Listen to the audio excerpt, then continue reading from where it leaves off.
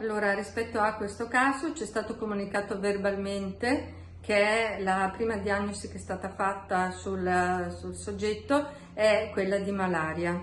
È chiaro che, vista la gravità del caso, il fatto che è stato riscontrato anche sono state riscontrate la presenza di emorragie, dobbiamo necessariamente indagare per vedere se ci sono altre malattie concomitanti che possono essere importanti per approntare quelle che sono le misure di sanità pubblica rispetto ai contatti. Quindi al momento aspettiamo, perché ci vuole qualche giorno prima di avere tutte le diagnosi. Nel frattempo, quanto abbiamo fatto, la segnalazione è stata naturalmente condivisa col Ministero della Salute, come prevede la norma, con l'Istituto e anche con lo Spallanzani, che è il nostro laboratorio di riferimento.